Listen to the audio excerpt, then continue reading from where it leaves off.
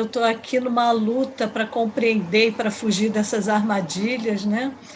Mas nós certamente não nos falta orientação e nós temos aprendido pela doutrina espírita que essas armadilhas elas servem para nos fortalecer, para nos trazer orientações futuras, para que a gente não repita, mas o mais importante é que nenhum de nós, isso nos tranquiliza, nenhum de nós está isento de cair nessas armadilhas.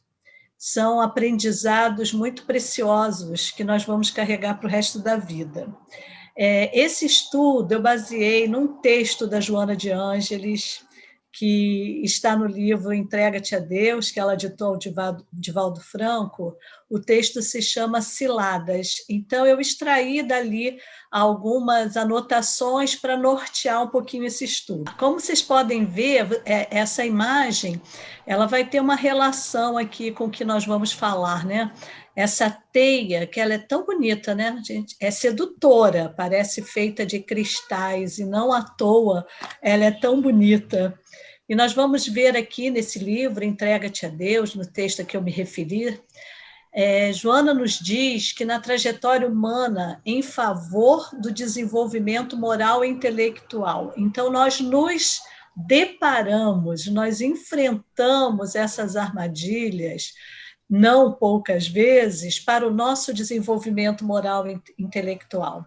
E elas são armadilhas bem urdidas, né? Elas são bem planejadas para a gente realmente desenvolver muito esse cuidado moral e intelectual para não cair nelas.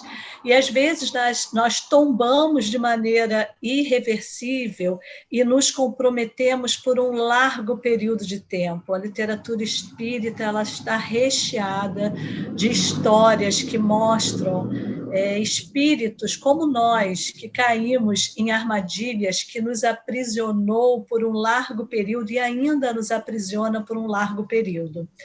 E nós, quando falamos em armadilha bem urdida, é que ela nos ilude. Muitas vezes a realidade é uma, mas a nossa ilusão nos leva a ver uma paisagem completamente diferente. Como nós vamos ver nesse vídeo, essa imagem inicial mostra um solo seco, pouco fértil, que é a realidade, mas nós vamos ver de que maneira, quando nós caímos nessas armadilhas, nós vemos essa paisagem que, em princípio, verdadeiramente é tão árida, mas olha como é que nós vemos essa paisagem.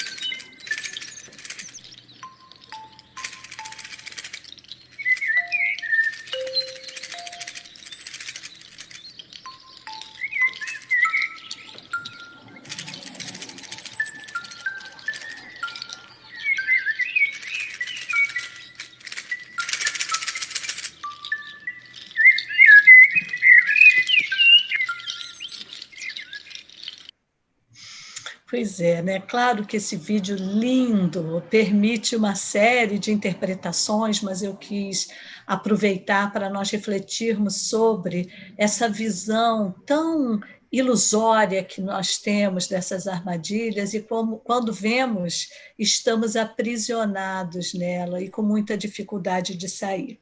Eu hoje vou contar alguns casos, algumas histórias. Eu acho que essas histórias sempre nos trazem reflexões e nos remetem à nossa própria vida. E uma delas que eu vou contar está no livro Memórias de um Suicida, que foi ditado pelo espírito de Camilo Castelo Branco, em que ele narra a história que ele, presenciando, dispôs-se a relatar neste livro, em que ele cita Mário Sobral e Eulina. Como é que ocorreu essa história. Mário Sobral e Camilo Castelo Branco são acolhidos por uma legião dos servos de Maria, levados ao plano espiritual, onde são acolhidos, o local onde são acolhidos os suicidas.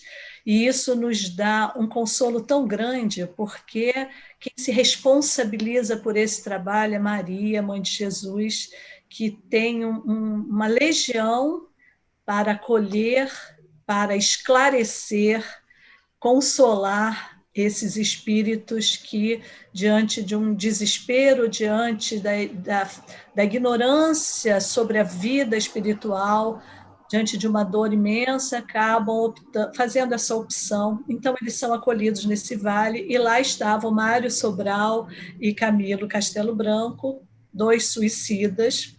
E Mário, ele muito ainda angustiado pela situação que viveu, ele repetia e repetia e repetia a história dele, e no livro nós vemos o quanto é prejudicial nós repetirmos aqueles fatos que nos trazem lembranças muito sofridas ou que devem ser ressignificadas e transformadas, né?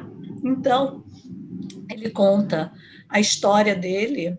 Ele, Mário Sobral, era um jovem muito bonito, muito sedutor, um estudante da Universidade de Coimbra, porém, ele pouco aproveitou, ele usou este tempo muito mais para uma vida de boemia, para se distanciar dos estudos e se envolver com situações que o levaram a se afastar, não apenas dos estudos, mas também da família.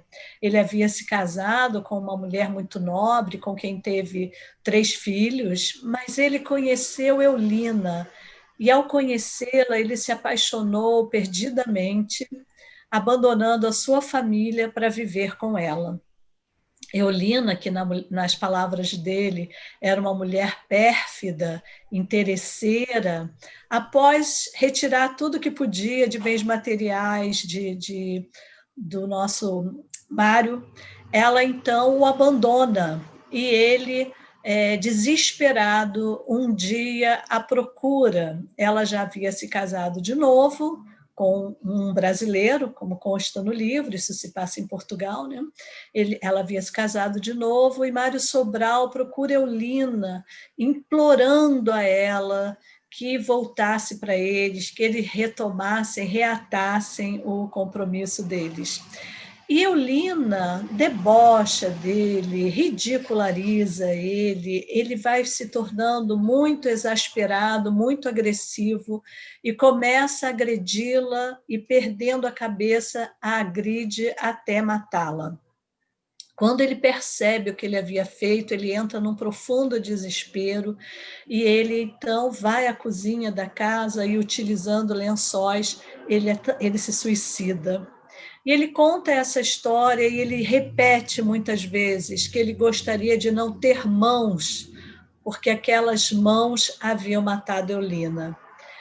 Ele também, né, como parte desse acolhimento no plano espiritual, eles têm acesso ao esclarecimento, ao conhecimento, e ele então descobre que, se ele reencarnasse, a reencarnação daria a ele a bênção do esquecimento, e ele então decide reencarnar, pede permissão para reencarnar sem as mãos, porque aquelas mãos haviam matado Eulina, tem essa permissão, porém, os orientadores dizem a ele que, além de encarnar sem as mãos, ele também teria outras dificuldades, em especial respiratórias, como consequência do enforcamento. Ele, então, reencarna, ele sai lá no ministério onde essa reencarnação é programada, e Camilo o vê sem as mãos, e ele fica impressionadíssimo, e mais impressionado ainda por ver Mário Sobral feliz, né, sorridente com a oportunidade que ele havia conquistado, obtido. Passados 40 anos, o mentor pergunta a Camilo se ele não gostaria de visitar o Mário, e Camilo imediatamente aceita. Ele tinha muita curiosidade de saber o que havia acontecido, E ainda no plano espiritual, Camilo sem coragem de reencarnar. Imaginem, já havia se passado quase 50 anos. E aí ele, então, retorna, vem à crosta terrestre, onde ele vinha trabalhando em favor do seu desenvolvimento, né? E ele chega a um lugar muito pobre, um casebre praticamente. Ele vê aquele homem sentado, sem mãos, sendo alimentado, medicado por uma mulher de cerca de 40 anos que estava ali costurando algumas roupinhas, alimentando, medicando. Ele fica muito impressionado com aquela situação, não entende por que era necessário aquilo. Na verdade, ele não entende que a necessidade não é de Deus passar por aquilo, a necessidade é do próprio Mário. Ele precisava, para amenizar a sua culpa, passar por aquele sofrimento. Então, olhando aquela menina, nós vimos a saber que ela era Eulina, aquela menina que era, na ocasião em que ele nasceu, e aí então sabemos a história dele. Quando ele nasce filho de uma prostituta que era ligada à história dele lá de Coimbra, daquele passado dele boêmio. Quando essa mulher percebe que ele está ali um filho sem as mãos, doente, muito doente, ela horrorizada o abandona, mas uma vizinha que era espírita já na ocasião, ela se compadece e o acolhe e o adota. Ela então na ocasião tinha uma filha de 10 anos, que é então essa mulher que hoje toma conta dele, que é Eulina, que se arrependeu e compreendeu o seu envolvimento, a sua responsabilidade naquele drama, e então ela, para se resgatar, para resgatar a sua participação naquele drama, ela então volta e o acompanha nesse resgate. Então, nós percebemos que ali uma situação dessa ilusão, dessa armadilha, né, provocada pela alegria fácil, pelo prazer, pela falta de responsabilidade com os compromissos, né, levou um grupo de espíritos a uma situação dramática e a um resgate igualmente dramático.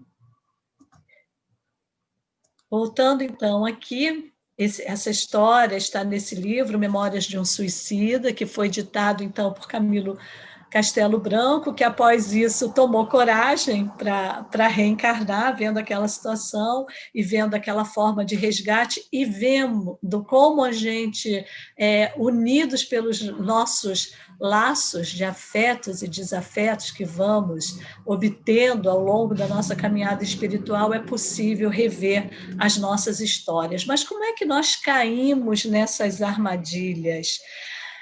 Como se apresentam essas ciladas? Eu coloquei armadilhas no título, mas Joana, no texto, né, deste livro, ela se refere às ciladas. Por que a gente cai nessas ciladas? Porque elas são sutis e algumas vezes elas se apresentam para nós muito atrativas, né?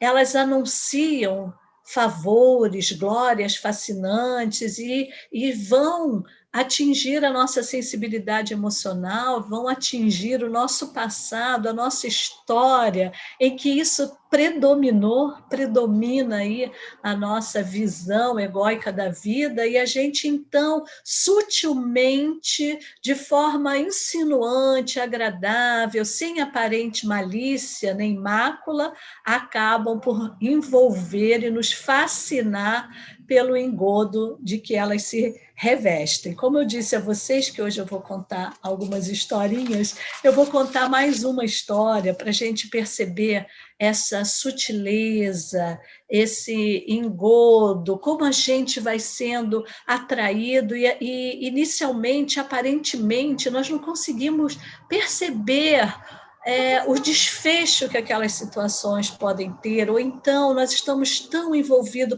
por aquele fascínio que a gente ignora aquelas situações que, às vezes, como nesse caso, já apontam para um desfecho muito ruim.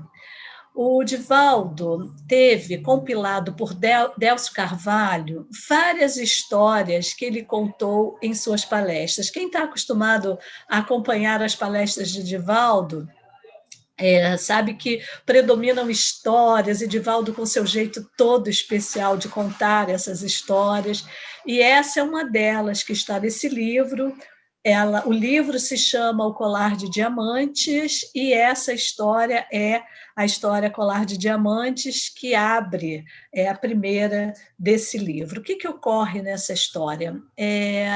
Essa situação se passa alguns anos após a Revolução Francesa, quando estão ainda anos após a burguesia, a monarquia, os nobres ainda tentando se reerguer, né? E a nossa personagem, que curiosamente se chama Marie Antonieta, né?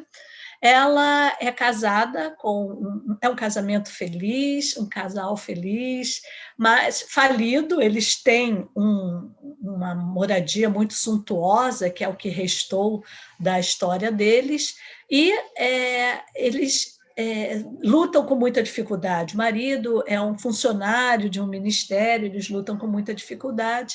E um dia, Napoleão III, que reinava naquela época, ele resolve, então, convidar para um grande baile, né, para reviver aquela situação tão pomposa anterior à Revolução Francesa, e eles recebem esse convite, né, pelo passado. Eles foram resgatando pessoas que pudessem fazer parte desse baile. E ao receber o convite, ela era uma mulher lindíssima, lindíssima, e ao receber o convite, ela fica muito fascinada, aquilo que a gente falou aqui anteriormente, emocionalmente muito envolvida. Ela queria muito ir a esse baile. O marido, percebendo o desejo dela, né, o quanto aquilo era importante para ela, ele diz: não, nós vamos fazer assim, um de nós vai a esse baile, você vai ao baile, eu vou fazer um empréstimo no ministério, nós vamos buscar a melhor modista da época para fazer um vestido lindo, você vai vestida de amanhecer, nós vamos escolher o melhor tecido e você vai ser a mulher mais bela daquela festa, e ela vai se envolvendo com aquilo. Ele faz um empréstimo e eles realmente confeccionam, pela descrição, um vestido branco de cetim, bordado com pérolas e falsos diamantes, com uns sapatos também de cetim, luvas que iam acima dos cotovelos, bordados de pérola. Quando os cabelos seriam tranças que cairiam assim pelo ombro, como as gregas, com flores, né? Quando ela vestiu, ela recebe aquele traje uma semana antes. Quando ela vestiu e se viu naquele traje, ela ficou muito feliz, os olhos encheram d'água, ela ficou muito emocionada. E aí ela pensou, olhando para aquele vestido, que faltava uma joia, como um colar, ia cair bem para complementar aquele traje.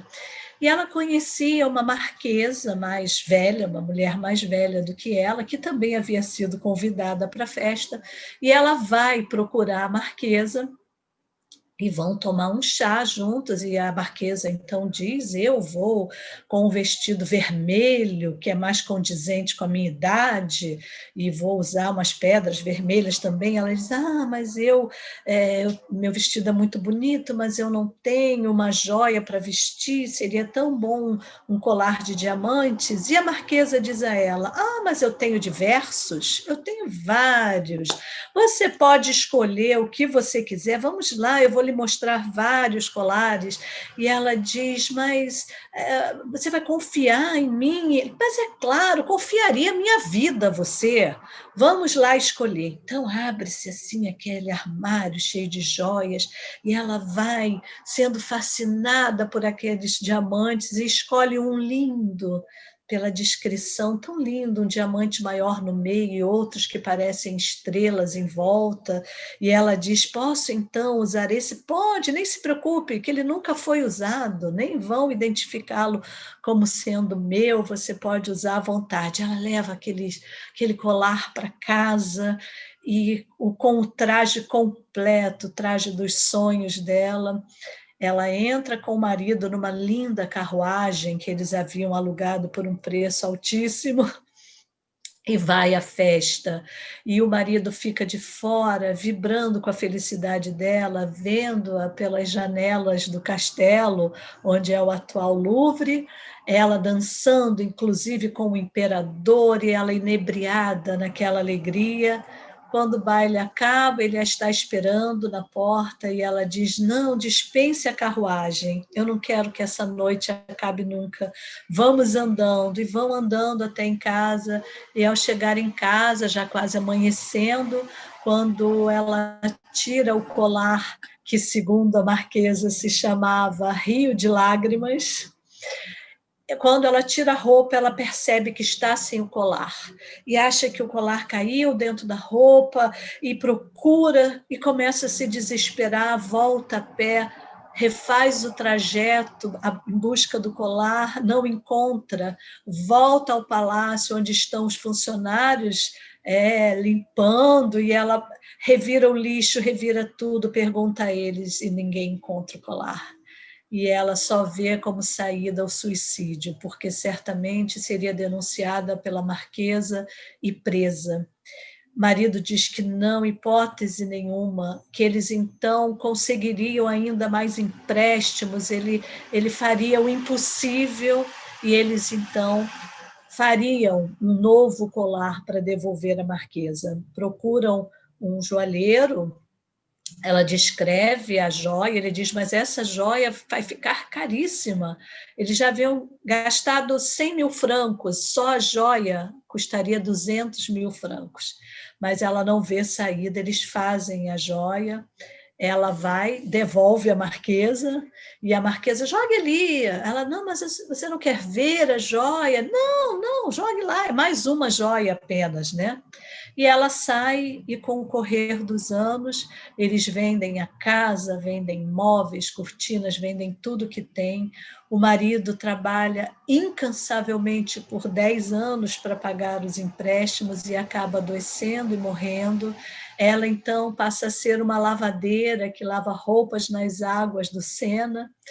E um dia vê no jornal que haveria outro baile, que Napoleão III queria fechar aquela época com um baile de ouro no dia 31 de dezembro. Ela vê aquela notícia no jornal e decide ir à porta do baile, já doente, tuberculosa, febril, coloca um chale e vai esperar a saída do baile. Quando ela chega na saída, ela encontra a marquesa saindo, vestida com um vestido branco que parecia um amanhecer, com o colar de pérolas, uma trança ao lado com flores, e ela então se aproxima, hipnotizada daquele colar.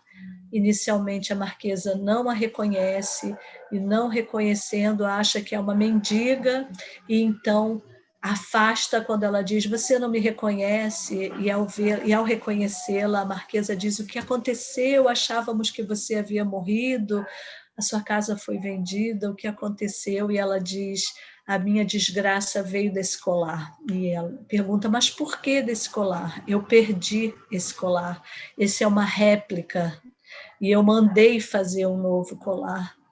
Quanto custou esse colar? 200 mil francos, e toda a minha vida e do meu marido foram levadas as nossas vidas por todo o esforço que nós fizemos para pagar esse colar. E a marquesa diz, mas aquele colar era uma bijuteria, era falso, comprei na galeria Lafayette, não custou 100 francos.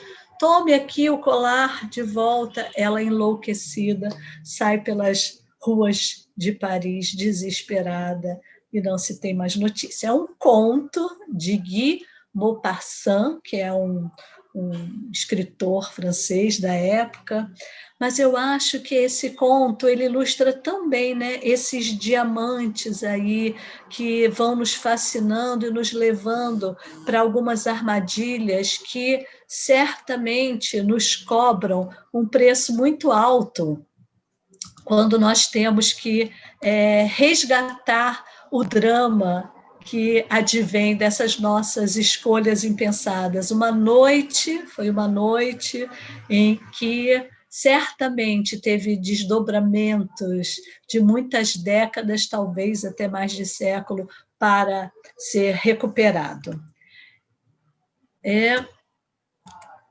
No livro ainda da Entrega-te a Deus, no mesmo capítulo, Joana nos diz que, semelhante ao que ocorre com os insetos colhidos nas malhas brilhantes da teia, na verdade, cada um de nós tem a sua teia, né? A teia que envolve, que nos traz esse encantamento, uma teia brilhante de aranha que espreita a fim de devorar. Nós somos esse inseto, né? Que está sendo atraído, logra êxito em razão dos fios viscosos e de aparência inocente, que retém as presas incautas, impossibilitadas de qualquer forma de libertação. Lembrei também, mas esse eu não vou dar muito spoiler, num conto do livro Mulheres que Correm com os Lobos, o conto se chama Sapatinhos Vermelhos, em que uma menina órfã, ela costura, ela tece os seus sapatinhos vermelhos com sobras que ela encontrava e aqui e ali ela é apaixonada por esses sapatinhos, né? E um dia uma carruagem dourada se aproxima dela e diz uma senhora que se encontra nessa carruagem: eu vou cuidar de você e eu vou dar a você uma vida com todos os recursos. Porém, ao chegar, ela queima roupas, queima o sapatinho, dá a ela um sapato preto e ela não pode mais correr, ela não pode mais falar sem que seja pedido e se dirija uma palavra a ela. E ela então vai a uma sapataria para comprar um sapato bege para seu crisma, sua cerimônia de crisma. Como a senhora não via bem, ela escolhe um vermelho que estava na prateleira e fica encantada com aquele sapato vermelho. A senhora não percebe que é um sapatinho vermelho. E para não dar um spoiler muito grande, quem desejar ler o conto, né, no fim das contas, esse sapato vermelho toma vida e vem a ser a desgraça dela, né? Porque quando os sapatos com esse simbolismo, eu nem me atrevo a buscar todo o simbolismo que há nesse conto, isso é para os psicólogos, para os psicanalistas, inclusive a autora é uma psicanalista, mas é para a gente perceber os nossos pés, qual é a nossa essência, o que nos assenta, que tem que ser construído por nós. Quando nós perdemos isso, nós perdemos um pouco o domínio e o rumo da nossa vida. Mas a gente vai falar nessas ciladas sem aparentes malícias ou máculas, que alguns estudos que eu tenho feito aqui e outros também que tenho apresentado, nós temos falado nessas ciladas. Por que a gente chama de ciladas? Porque elas não são tão aparentes, elas não se apresentam como são, na verdade. A mágoa que a gente sente por quem nós amamos, né? Quando nós nos sentimos traídos por quem nos amamos, a mágoa, o ressentimento, que é um pouco diferente do ódio, que é quando a gente não tem amor, né? A mágoa, às vezes a gente procura justificar, mas eu fiquei magoado com razão, eu estou ressentido, existe um motivo para o meu ressentimento, né? O medo, nós também procuramos justificar o medo, a consciência de culpa que nos paralisa, que nos impede de caminhar, de seguir adiante, a vitimização, o apego, né? Quantos apegos nós temos, e não são apegos materiais apenas, são apegos emocionais, apego às pessoas, apego às situações, a status, a beleza, tantos apegos que nós temos Inveja. Nós já falamos anteriormente, falamos sobre o medo, ressentimento, ira, mágoa. A gente tem falado muito sobre isso. E hoje eu vou me deter um pouco mais na inveja, que vem do latim invidere, que é não ver a si, ver apenas o outro. É uma espécie de cegueira.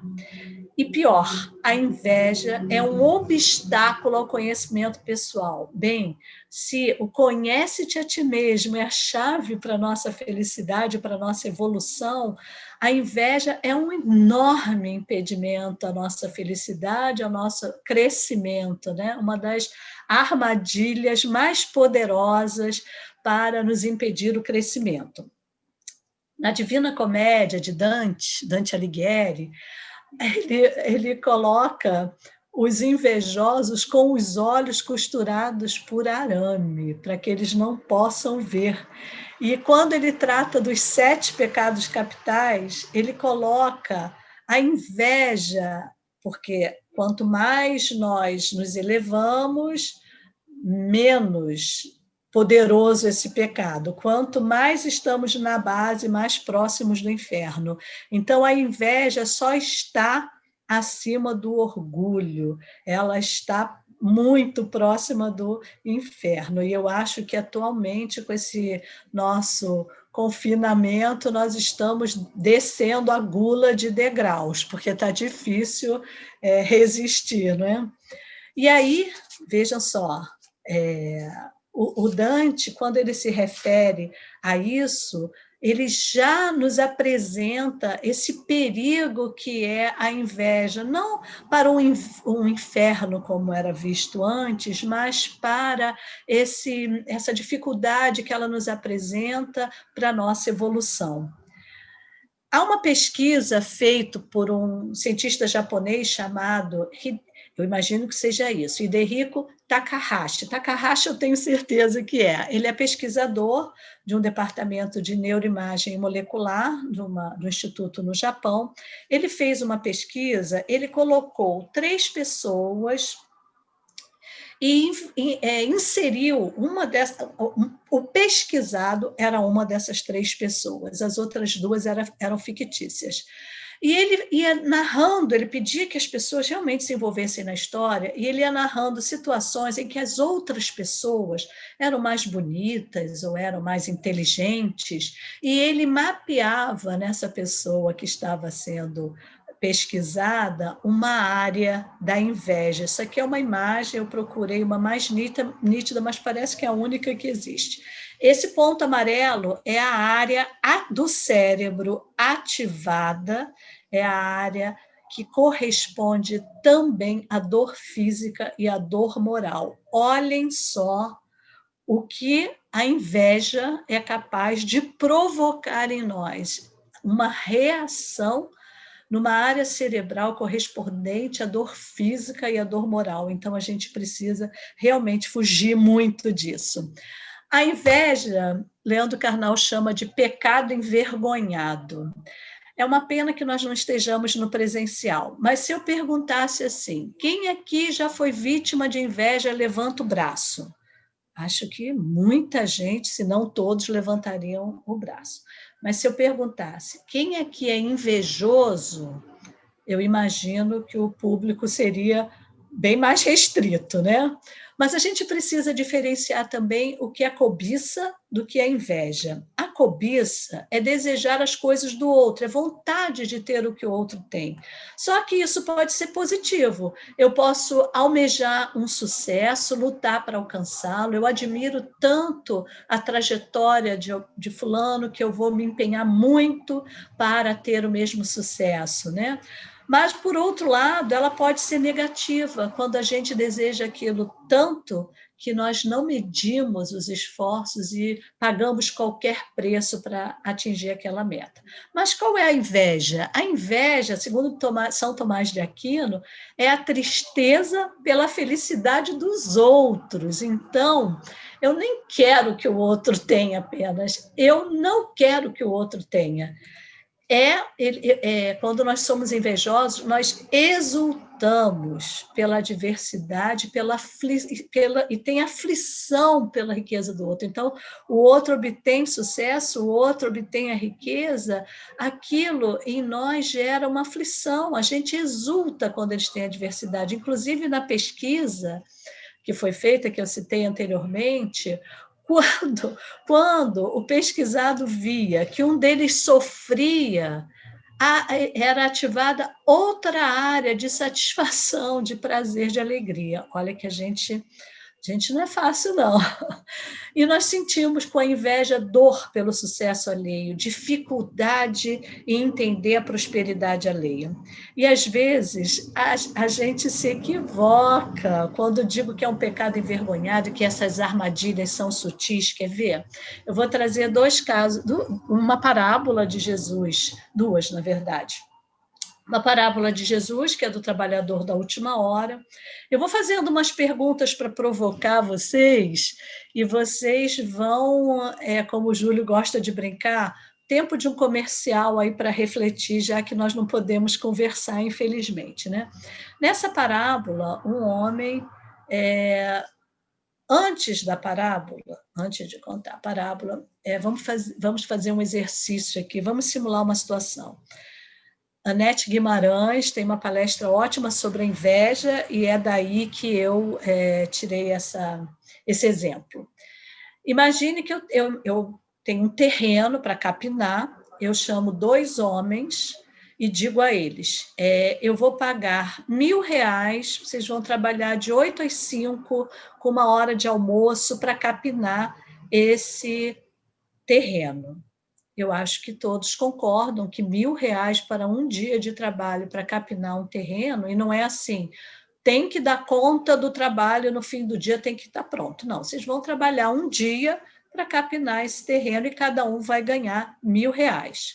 Quando chegou na hora do almoço, eles foram almoçar, e aí ele percebeu, o dono lá do terreno percebeu que não ia dar só com aqueles 2, contratou mais 2, botou para trabalhar lá. Próximo ao fim do dia, ele percebeu que aqueles 4 não iam dar conta, contratou mais 2 para capinarem o terreno. Ao fim do dia, os 6 foram receber os seus R$1.000, e os 6 receberam R$1.000. Uma pena que eu não possa ver a reação de vocês, porque certamente, como sempre nos estudos acontece, as pessoas dizem, isto não é justo, isso não é justo. Mas não é justo por quê? O que foi contratado, foi feito, foi. A promessa era R$1.000, foi paga? Foi, foram pagos os R$1.000. Injustiça é quando há alguma coisa errada, não há nada errado em você tratar uma coisa e você cumprir aquilo que foi tratado. A gente desejaria o quê? Passar de R$1.000, então eu quero ganhar 6.000? Não. Na verdade, o que nós desejamos é que o outro ganhe menos. A gente não quer nem aumentar o nosso valor, a gente quer que o outro ganhe menos. E isso é a parábola, os últimos serão os primeiros, em que o senhor da vinha, ele igualmente recompensa todos aqueles que trabalham na sua vinha, porque aqueles que demoraram a chegar, eles certamente estavam ali desenvolvendo outras capacidades, a paciência, a fé, a esperança. Então, eles estão mais capacitados espiritualmente do que aqueles que chegaram primeiro, muitas vezes. Então, na visão de Deus, é a visão da equidade. Todos os seus filhos são igualmente recompensados. E aí, sei que se estivéssemos presencialmente, a gente estaria discutindo isso bastante. Mas eu também recorro à parábola do filho pródigo. Aqui é um quadro de Rembrandt em que ele expressa aqui, reproduz a chegada do filho pródigo. O filho pródigo é um filho gastador, né? Um filho que não fez bom uso do que ganhou. essa parábola do filho pródigo, ela por si só, ela merece um estudo que eu já venho preparando há algum tempo, porque há inúmeros simbolismos nessa parábola. Mas o filho pródigo, a maioria sabe, ele pede ao pai a parte dele da herança, o que é terrível para os judeus, isso significa que ele via o pai como morto, né?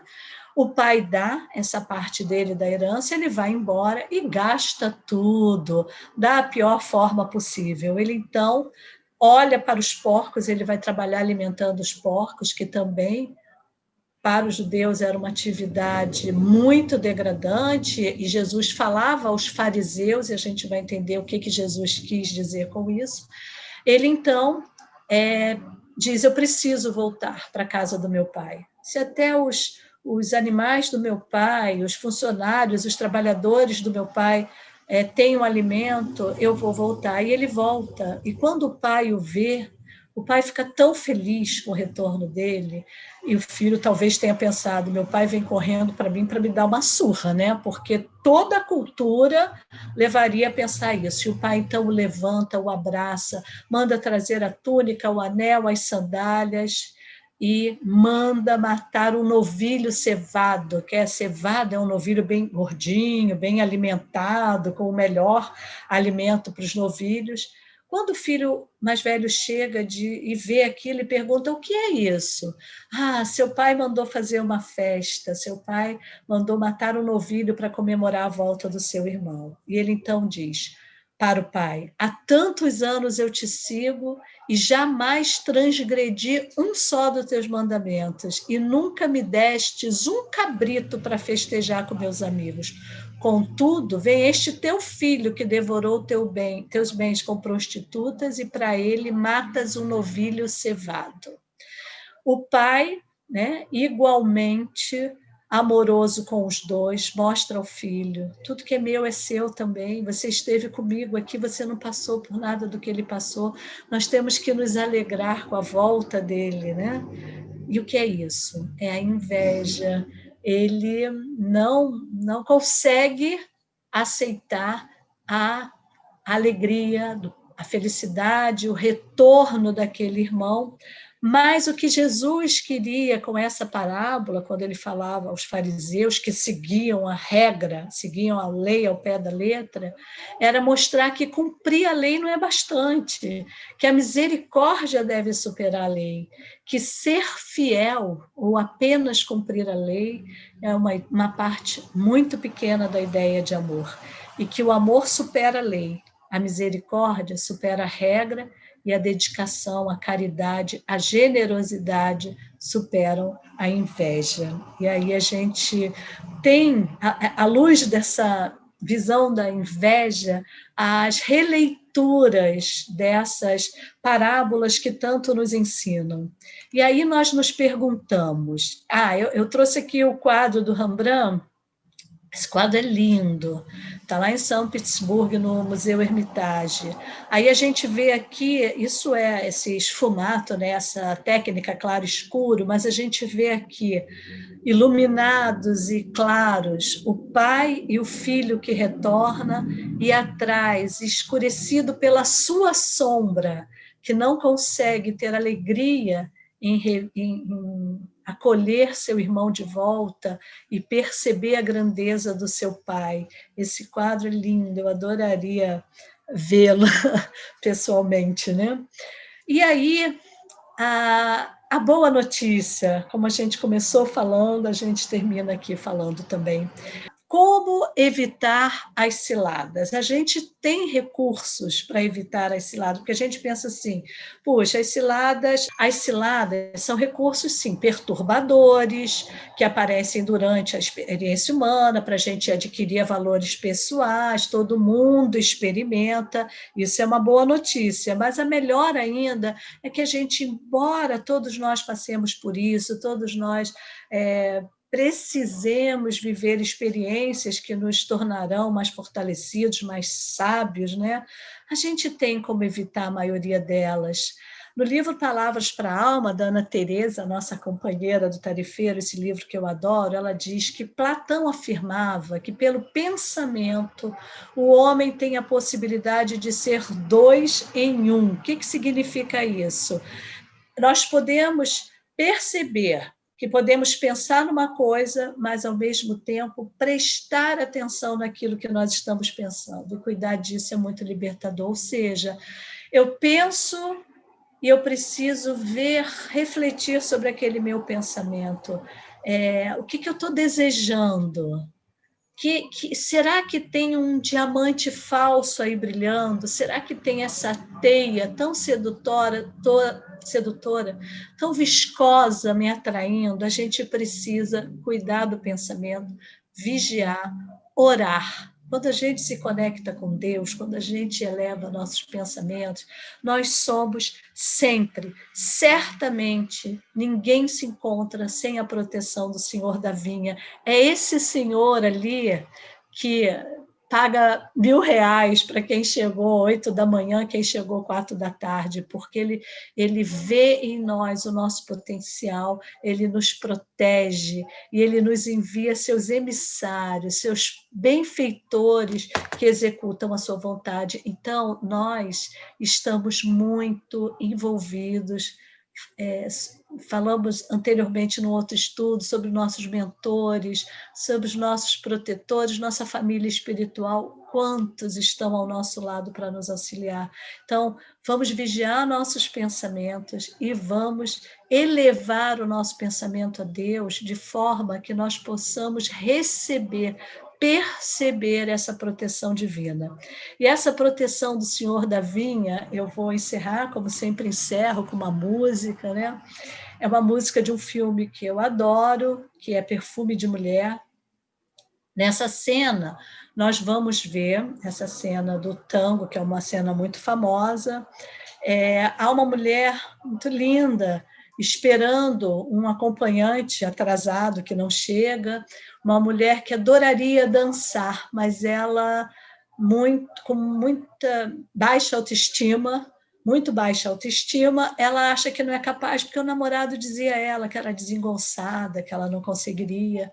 E aí vem, né, o Al Pacino, e cego, ele está com um rapaz que também está passando muitos dramas, e os dois jovens vão aprender muito com essa experiência dele.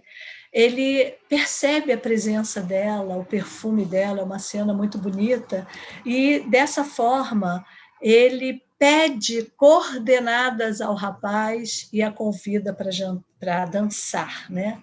E eles fazem uma linda dança. Por quê? Porque Deus nos dá as coordenadas. E ainda que nós não sejamos capazes de enxergar, com essas coordenadas, nós somos capazes de fugir dessas ciladas e de ter alegria na nossa vida. A gente não está dizendo aqui que não possa ter alegria, felicidade, podemos sim. Nós apenas precisamos encontrá-las no lugar certo. Então, vamos ver essa linda cena, que para mim é uma das cenas mais bonitas do cinema, e lembrando dessa proteção do Senhor da Vinha que não nos abandona nunca. Charlie, preciso de algumas coordenadas aqui, filho. A pista tem 7 por 4,5 e você está na parte mais larga. Tem algumas mesas em volta e a orquestra está em frente.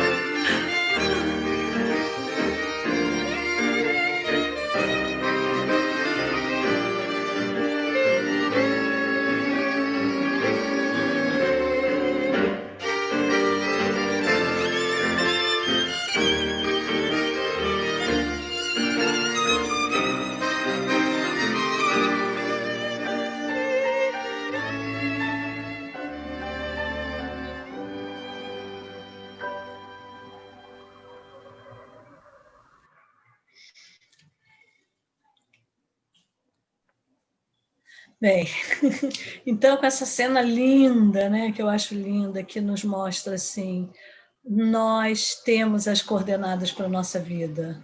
E aí a gente corre muito menos riscos de tropeçar e cair. Agradeço muito essa oportunidade. Toda vez que eu planejo, organizo um estudo, eu aprendo muito e eu me beneficio muito dessa oportunidade, então sou muito grata a vocês e espero ter trazido algumas reflexões para nós. Muito obrigada.